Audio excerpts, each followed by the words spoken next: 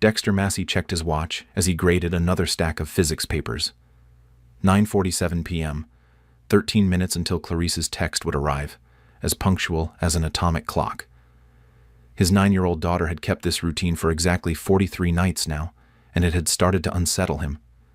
The house on Maple Street sat quiet, except for the hum of the refrigerator.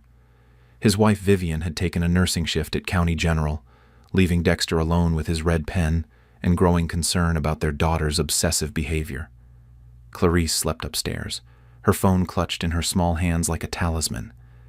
When he'd asked her about it last week, she'd simply said, "Daddy, you have to reply within 5 minutes. Something bad will happen if you don't." "What kind of bad?" he'd pressed. Her brown eyes had gone distant. "Just trust me, please." Dexter set down his pen and rubbed his temples.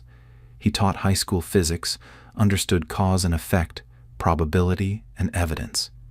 His daughter's ritual defied logic, yet the fear in her voice had been genuine. His phone buzzed at exactly 10 p.m. "Clarice, good night, Daddy. I love you." "Dexter, good night, sweetheart. Love you too. Sleep tight." He sent it within 30 seconds, as always. Upstairs, he heard the faint sound of Clarice's relieved exhale through the old floorboards. What he didn't know was that across town, in a renovated brownstone, Judge Conrad Norris checked his own watch and frowned. "Still responding," he muttered to the man beside him. Bertram Brandt, a heavy-set man with thin lips and calculating eyes, took a long drag from his cigarette. "The kid's smart, smarter than the others." "Then we need to be smarter," Conrad said, his judicial robes hanging behind him like a dark omen. "The Fenwick family is paying $200,000 for a child matching her description. We have a deadline." Bertram stubbed out his cigarette. "The father's a problem. School teacher, yes, but he's sharp. Former Marine before he went into education." Conrad's jaw tightened. "Every parent has a breaking point, Bertram. We've done this 17 times. We'll do it again." Tuesday started like any other day. Dexter taught his classes, helped students with momentum equations, and drove home thinking about Clarice's upcoming science fair project. But by 9:30 p.m., exhaustion hit him like a freight train. The previous night, Vivian had come home distraught. A patient had coded, didn't make it. She'd cried until 3 a.m. while Dexter held her. He'd gotten maybe 4 hours of sleep.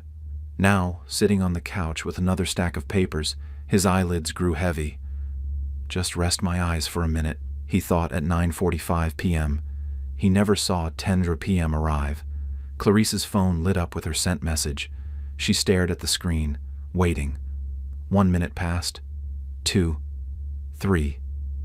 Her breathing quickened. 5 minutes gone. She crept to her bedroom door, phone trembling in her hands. "Daddy?" she whispered down the dark hallway. No response. He was asleep on the couch, papers scattered across his chest. Tears streamed down Clarice's face.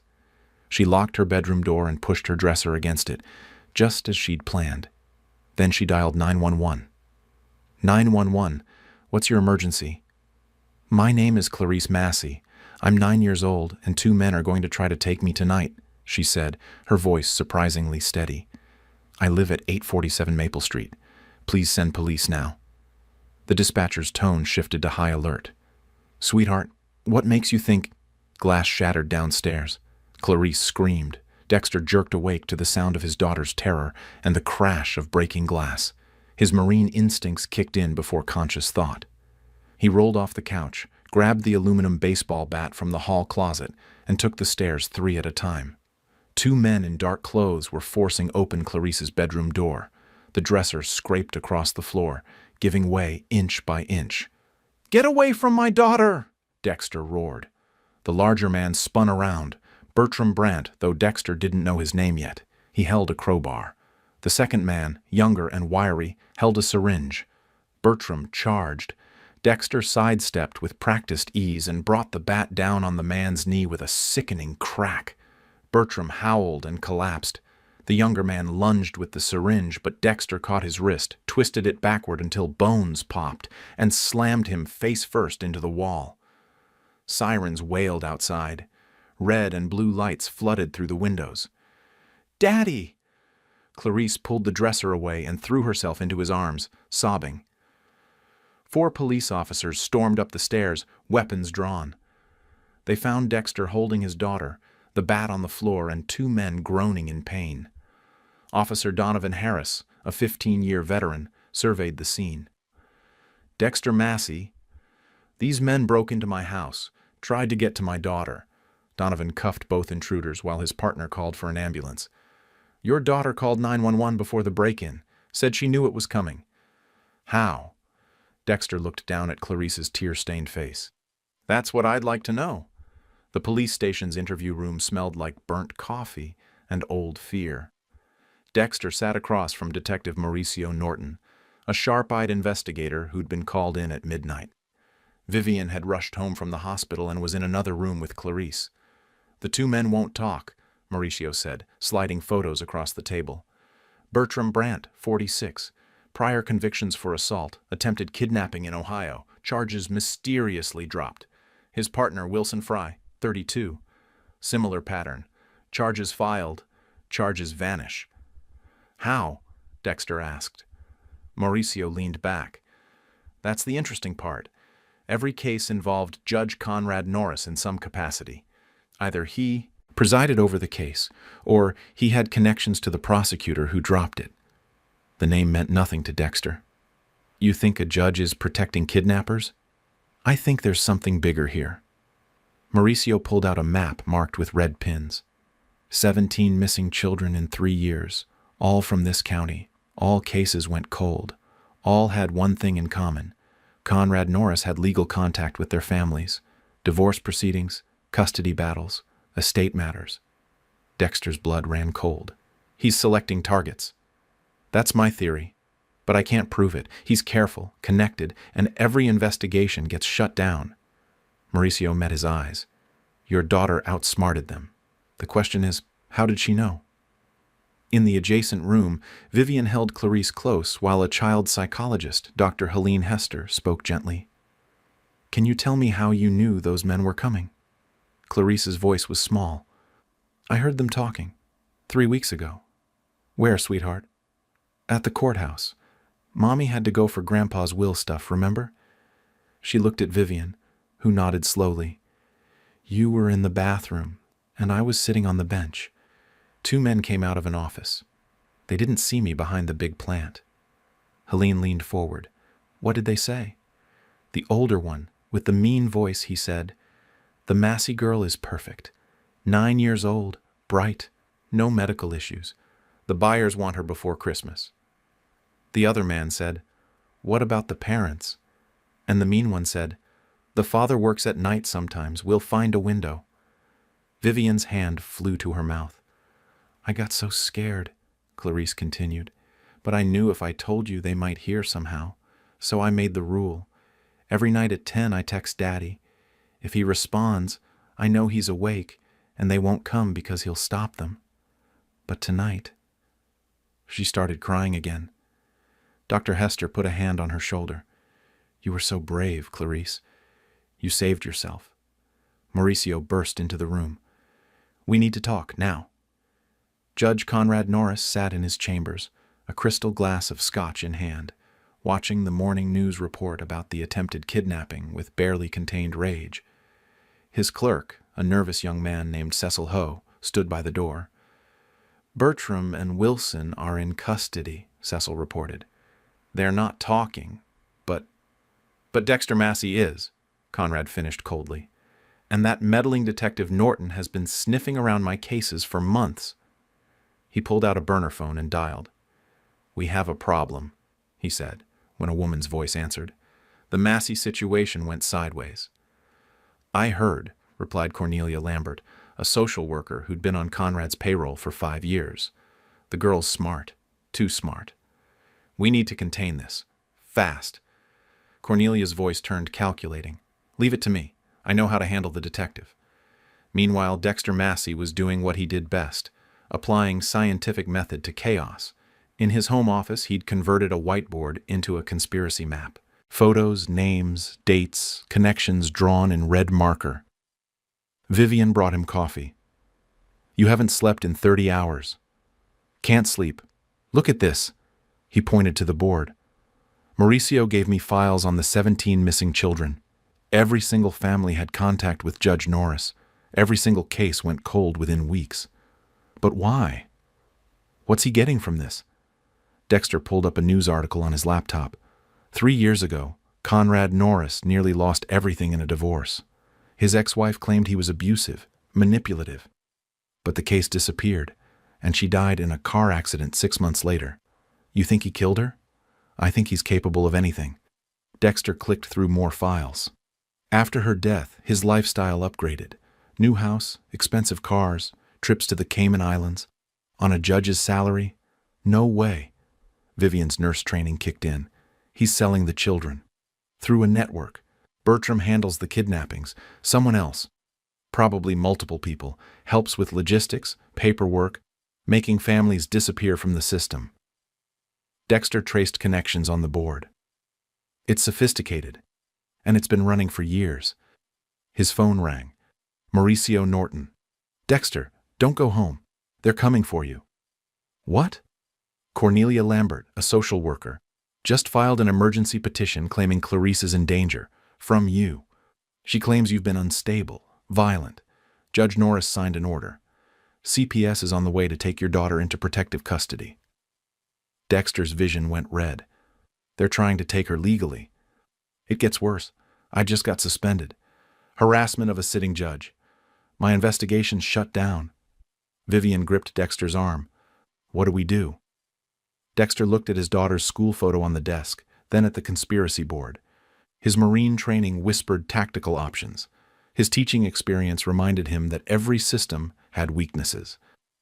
We disappear, he said, and then we hunt. The Massey family vanished within 2 hours. Dexter had learned contingency planning in the Marines, how to move fast, stay invisible, think 3 steps ahead. They drove to a storage unit he'd rented years ago, swapped cars, and headed to a cabin owned by his former squad leader, Thomas McCoy, 200 miles north. Thomas met them at the door, a weathered man in his 50s with kind eyes and a shotgun. Dex, been a while. Need to go dark for a bit, Tom. Say no more. Thomas showed them inside. Place is off-grid, no paper trail. You need anything? Information, and maybe some hardware. Thomas grinned. Still got contacts. What are we hunting? Over the next 3 days, Dexter built his case. Mauricio, working off the books, fed him encrypted files. Thomas used his network of former military intelligence officers to dig into Conrad Norris's finances. What they found was staggering. 18 offshore accounts, Thomas said, pointing at his laptop screen. Funneled through shell corporations. Total assets over $12 million. Dexter whistled. From selling children. Not just selling. Look at this. Thomas pulled up another file. He's got a whole network. Cornelia Lambert isn't alone. There's a lawyer, Roy Jackson, who handles the fake adoption paperwork, a doctor, Shirley Fisher, who provides false medical records, and someone inside law enforcement who buries investigations. Who? Still digging. But whoever it is, they're high enough to shut down Mauricio's investigation overnight. Vivian was in the other room, homeschooling Clarice and trying to keep things normal, but Clarice had asked to speak with Dexter privately that evening. They sat on the cabin's porch, watching the sun set behind pine trees.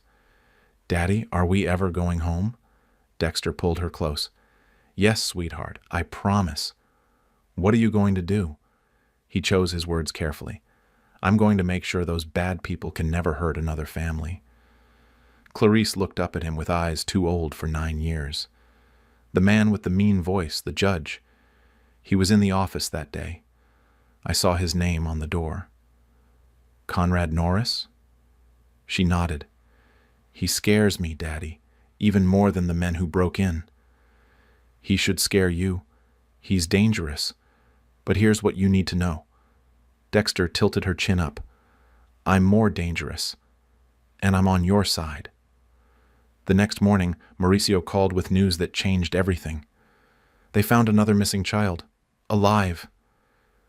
Dexter's heart jumped. Where? Private estate in Pennsylvania, registered to a corporation that traces back to Conrad's network. The girl is Frida Cannon, taken 2 years ago.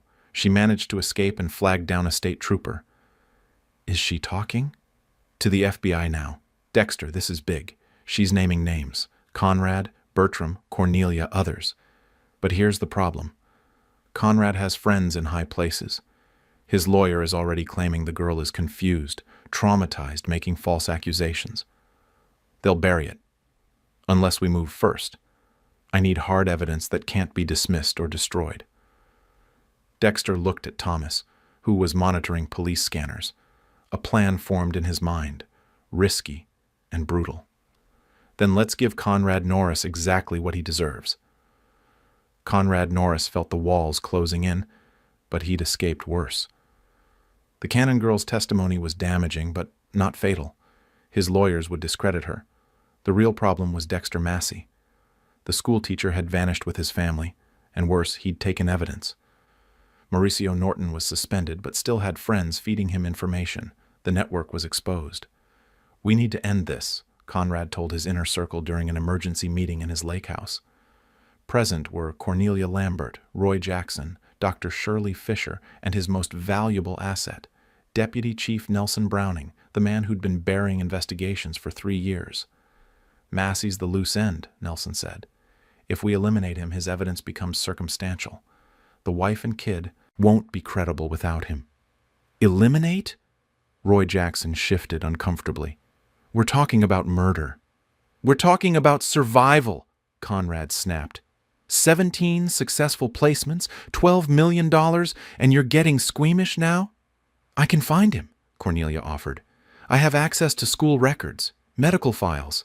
The wife's a nurse. She'll need prescriptions for the daughter's asthma medication eventually. Do it, Conrad ordered. And when you find him, Nelson handles it. Clean, professional, no trace. What they didn't know was that Dexter wanted to be found. You're using yourself as bait? Vivian nearly shouted when he explained the plan. It's the only way to draw them out. Conrad's desperate. He'll make a mistake. And if he doesn't? Dexter showed her the equipment Thomas had acquired. Body cameras, recording devices, GPS trackers. Every word, every action will be documented. Thomas and Mauricio will have my location at all times. When Conrad sends someone to kill me, we'll have proof of conspiracy to commit murder on top of everything else. This is insane. This is what I do, Viv. I taught physics, but before that I hunted bad guys in places you can't imagine. I'm good at it. She grabbed his face. Don't you dare die on me, Dexter Massey. Wouldn't dream of it. The bait was simple. Dexter visited a pharmacy 2 towns over, using his real insurance to fill Clarice's asthma prescription. Cornelia Lambert flagged it within hours. That night, Dexter sat alone in a motel room, cameras rolling, while Vivian and Clarice stayed safe at the cabin with Thomas standing guard. At 11:47 p.m., his door lock clicked open. Deputy Chief Nelson Browning entered, service weapon drawn, a suppressor attached. Dexter Massey, you should have stayed hidden. Dexter sat calmly on the bed, hands visible. Should've, could've, would've. Conrad sends his regards. Nelson aimed at Dexter's chest. Does he? That's interesting because I'm recording this entire conversation. 3 cameras streaming live to the FBI field office in Pittsburgh. Nelson's confidence wavered. You're bluffing. Am I? Check your phone. You've got 17 missed calls from Conrad. He just found out the FBI raided his lake house 10 minutes ago. Found quite the gathering. Cornelia, Roy, Dr. Fisher, all singing like canaries to avoid trafficking charges. Nelson's gun hand shook. Here's what's going to happen, Dexter continued, his voice cold steel. You're going to put that gun down, lie face down on the floor, and wait for the federal agents who are currently surrounding this building. Or you can shoot me, and those same agents will add murder to your charges. Your choice. The gun clattered to the floor. Dexter stood, walked over, and kicked it away. Wrong choice, Nelson. You should have taken the deal. Agents burst through the door. The FBI field office in Pittsburgh buzzed with activity. Special Agent Leonard Baldwin, a 20-year veteran, coordinated the largest trafficking bust in state history.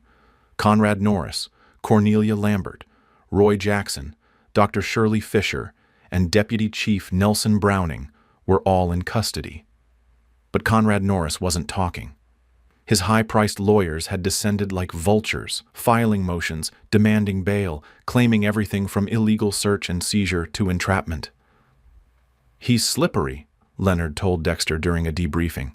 "Frida Cannon's testimony is strong, but she was traumatized. Defense will argue unreliable memory. The financial records are complex. He'll claim ignorance, blame underlings, and Nelson's confession is shaky without corroboration." "What about Bertram and Wilson?" Dexter asked. "Bertram's lawyer is negotiating a deal. Wilson's staying silent." Leonard rubbed his temples. "Bottom line, Conrad might walk on reduced charges. Maybe 5 years. Out in 3. Dexter's jaw clenched. "That's not justice. It's the system. I'm sorry." Outside the office, Mauricio Norton, reinstated after Nelson's arrest, pulled Dexter aside. "You did everything right. You gathered evidence. You risked your life.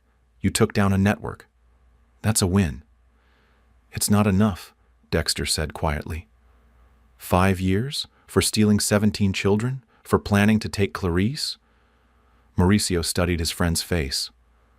"What are you thinking?" "I'm thinking the legal system has limits, and I'm thinking Conrad Norris needs to understand what real consequences feel like." "Dex, don't do anything stupid. You've got your family back. You're safe." "Those 17 families aren't safe. They don't have their children back. Most of those kids are scattered across the country, maybe internationally. Some might never be found. And Conrad gets 3 to 5 years in a minimum security facility?" Dexter's voice was quiet fury. "No, that's not how this ends." Over the next week, Dexter returned to normal life. He went back to teaching, Clarice returned to school with a therapist's support, and Vivian resumed her nursing shifts. To everyone, it looked like the Massey family was moving on. But every night, after Clarice sent her 10 p.m. text, a ritual she still maintained, Dexter descended into his office and worked on a different kind of lesson plan. Thomas McCoy visited on a Saturday. "You're planning something." "I'm planning to make sure Conrad Norris never hurts another child." "The man's in federal custody, Dex. What can you do?" Dexter showed him the research. Conrad's bail hearing was scheduled in 2 weeks. His lawyers were confident he'd be released on electronic monitoring due to his standing in the community, lack of prior convictions, and overcrowded jails. "Once he's out, he'll run," Dexter said. "He has resources, connections, offshore accounts we haven't found. He'll disappear and rebuild somewhere else." "So what's your play?" Dexter pulled out a folder marked with a red X. "I'm going to give Conrad Norris a choice. Face real justice or face me." Judge Conrad. Norris walked free on a cold November morning, fitted with an ankle monitor and confined to house arrest in his estate. His lawyers celebrated the victory. No jail time pending trial, and with the right delays and appeals, the trial could be pushed back years. Conrad poured himself a scotch in his study, feeling the familiar rush of beating the system. 17 children. $12 million. And he'd only face consequences if the trial actually happened, which it wouldn't. He had plans. The doorbell rang at 9 p.m. His lawyer had left hours ago. Conrad checked the security camera and saw a familiar face, Dexter Massey, holding a manila envelope. Conrad considered not answering, but curiosity won. He opened the door, keeping the chain lock engaged. "Mr. Massey, you're trespassing." "I'm delivering documents. May I come in?" "Absolutely not." Dexter held up the envelope. "This contains evidence of 4 additional offshore accounts the FBI hasn't found yet. Total value, $8 million. Also includes details of buyers for the children you trafficked, including video evidence from security cameras you didn't know existed." Conrad's face went pale. "That's real?" "Yes. I've spent the last week doing what law enforcement couldn't. Following every digital trail, tracking every payment, identifying every buyer. I found them all." Dexter's voice was calm, almost gentle. "And I'm going to give you a choice." Despite his better judgment, Conrad opened the door. They sat in Conrad's study, the envelope between them. "What do you want?" Conrad asked. "I want you to understand something," Dexter said. "The FBI, the courts, they have rules, procedures, rights for the accused. But me? I'm just a father protecting his daughter. I don't have rules. You're threatening me. I'm offering you options." Dexter opened the envelope and spread photos across the desk. They showed Conrad meeting with buyers, accepting payment, signing fraudulent documents. Option 1. Tomorrow morning, you plead guilty to all charges. You provide the locations of every missing child you know about. You name every buyer, every accomplice, every person in your network. You take a life sentence without parole. Conrad laughed bitterly. "And why would I do that?" "Because option 2 is worse." Dexter pulled out a second set of photos. These showed Conrad's adult son, Dario Norris, a banker in New York. "I found your son, Conrad. I found where he works, where he lives, where he goes every Tuesday for therapy, to deal with the trauma of having you as a father." Conrad shot to his feet. "If you touch him, I won't touch him, but I will send him every piece of evidence I have about what you've done, every child you stole, every family you destroyed, and I'll make sure it goes public, viral. Your son will spend the rest of his life known as the child of a monster. He'll lose his job, his friends, his future. He'll carry your shame forever. You bastard." Option 3, Dexter continued coldly. "You run. You cut that ankle monitor, access those hidden accounts, and disappear. But know this, I will find you. And when I do, there won't be a trial or jail cell. There will just be you and me, and you'll wish you'd chosen the life sentence." Conrad's hands shook. "This is illegal. Blackmail, threats." "Is it? I'm not law enforcement. I'm just a citizen sharing information." Dexter stood. "You have 24 hours. Confession and life sentence, or public exposure and your son's ruined life, or run and take your chances with me. Choose wisely, Conrad." Dexter walked out, leaving the envelope on the desk. The next morning, Conrad Norris's lawyer received a shocking call. His client wanted to plead guilty to all charges. "Conrad, what are you doing?" the lawyer sputtered. "We can beat this." "No, we can't." Conrad's voice was hollow. "I want a deal. Full confession in exchange for protective custody and information on the children's locations." The FBI couldn't believe their luck. Special Agent Leonard Baldwin worked through the night taking Conrad's statement. Names, locations, buyers. It was a treasure trove of evidence that would lead to dozens of additional arrests and, most importantly, the recovery of 12 of the missing children within weeks. Frida Cannon was reunited with her parents, who sobbed with joy they'd thought lost forever. Other families received closure, either through reunification or at least knowing what had happened to their children. Conrad Norris was sentenced to life without parole plus 400 years. Cornelia Lambert got 30 years. Roy Jackson, 25. Dr. Shirley Fisher, 20. Nelson Browning, 35 years. Bertram Brandt and Wilson Fry, facing multiple kidnapping charges with Conrad's testimony, received life sentences as well.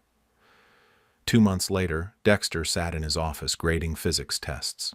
His phone buzzed at exactly 10 p.m. Clarice. "Good night, Daddy. I love you." Dexter. "Good night, sweetheart. Love you too. Sleep tight." Vivian appeared in the doorway. "She's still doing the ritual?"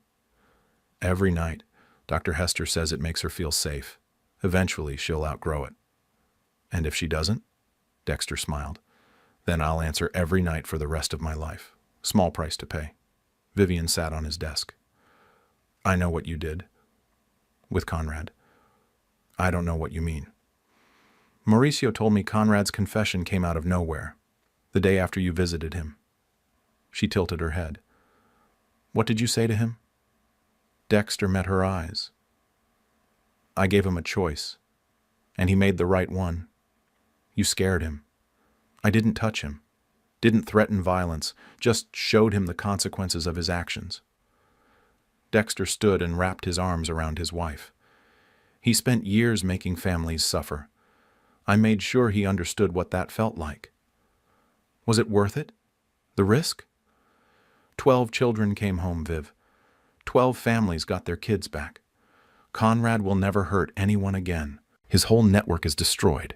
So yes, it was worth every second. A sound from upstairs. Clarice, calling out from a nightmare. They both rushed up to her room. She was sitting up in bed, tears streaming. I had a dream the bad men came back.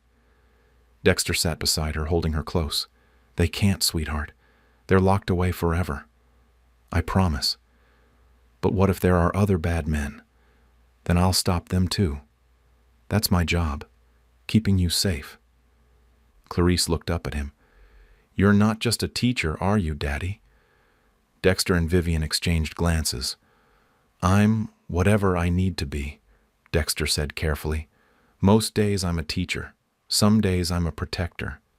Every day I'm your father. And that's the most important job in the world. Clarice hugged him tight. I love you, Daddy. I love you too, Clarice. More than you'll ever know. As she settled back to sleep, Vivian whispered, She knows you're different now. Stronger. Good. Maybe she'll grow up understanding that sometimes strength means protecting others, even when it's hard. They walked back downstairs. Dexter's phone buzzed with a message from Mauricio. FBI recovered 2 more children today. Conrad's information leading to arrests in 3 states. You did good, brother. Dexter typed back, We did good. Team effort. But he knew the truth. The legal system had its limits. Sometimes justice required someone willing to step outside those limits, to do what courts and lawyers couldn't. He'd been that person.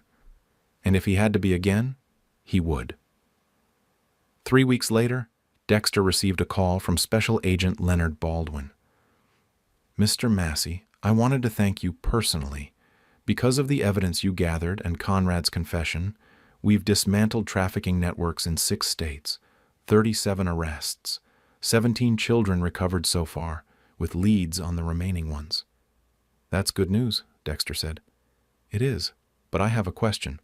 What exactly did you say to Conrad Norris the night before his confession? Dexter smiled. I reminded him that actions have consequences, sometimes legal ones, sometimes personal ones. I gave him the opportunity to choose. Leonard was quiet for a moment. Off the record. I'm glad you did whatever you did. The world is safer without people like Conrad Norris free to operate. Thank you. After hanging up, Dexter looked at the photo on his desk. Clarice, Vivian, and him at the park last summer, all smiling, unaware of the darkness that would come. They'd survived. They'd fought back. And they'd won. That night, at exactly 10 p.m., his phone buzzed. Clarice. Good night, Daddy. I love you. Dexter. Good night, sweetheart. Love you too. Sleep tight. He looked out the window at the quiet street, at the peaceful neighborhood, and felt something settle in his chest. Not satisfaction. The scars of what happened would never fully heal. But purpose. He was Dexter Massey, teacher, Marine, father, protector, and he was exactly who his family needed him to be. This is where our story comes to an end. Share your thoughts in the comments section. Thanks for your time. If you enjoy this story, please subscribe to this channel. Click on the video you see on the screen, and I will see you there.